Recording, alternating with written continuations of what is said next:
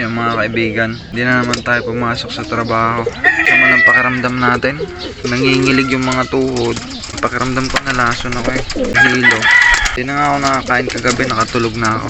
Ngayon dito ako sa loop. Hinihintay ko tumirik yung araw. Papainit tayo sa bubong. Alam niyo yung minamala kayo, sobrang nilalamig. Ang sakit sa ulo, nakakahilo. Meron tayo dito ideal. Susubo tayo ng ideal. Kargahan kasi mamaya. Lumakas-lakas ako mamaya. Para kahit pa paano. O kaya may makuha tayong driver. Buti malapit lang yung loading station. Mukhang sinisingil na ako ng Diyos dun sa mga kasalanang nagagawa ko. Pero sabi ko kay Lord, not now. Sana medyo matagal pa. Ang dami ko pang laban sa buhay. No? Pero mahal tayo ni Lord.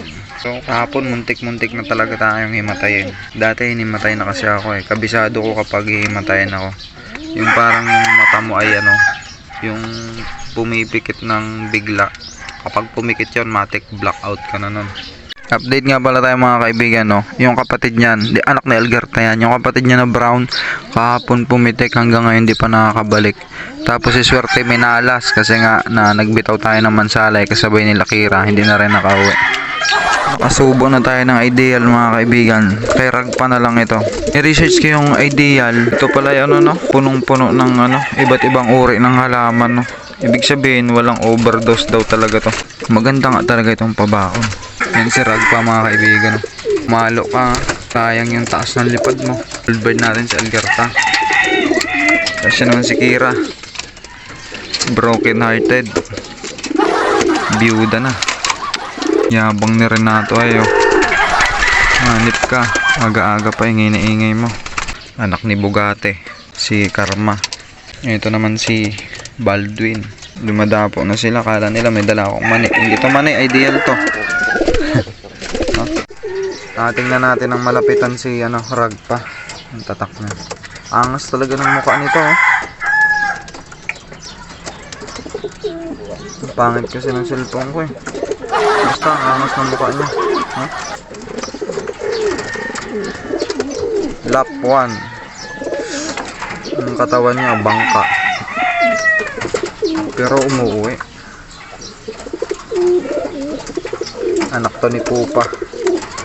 Ibalik mo yung mga alaala ng nanay. Kahit mabagal, basta klak ka lang. Ito naman yung mispeed natin ng 1K. Si Kira. Yung pang 7 overall din natin ng 100 days challenge. Yung nestmate niya nawala at asawa niya rin. Ayaw magpahawak. Bangka din yan. Pero may laman. Hindi naman ito mabubuhay kung walang laman eh, di ba? Kulang pa ang balahibo niyan. Isa. Yan o. Kaya tatak na. Uwi ka puling ko ikaw mamaya. Ito naman yung legendary Algarta natin. Sira pakpak. Yung pagbitawan sa linggo.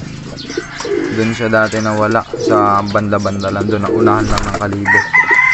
Tapos 3 buwan siya nakauwi. Kapag nawala ito sa linggo, April, May, June, July to uwi kasi 3 buwan lagi doon sa South. Pero palagay ko papalo na ito. Kapag hindi ka umuwi Algarta, bahala ka.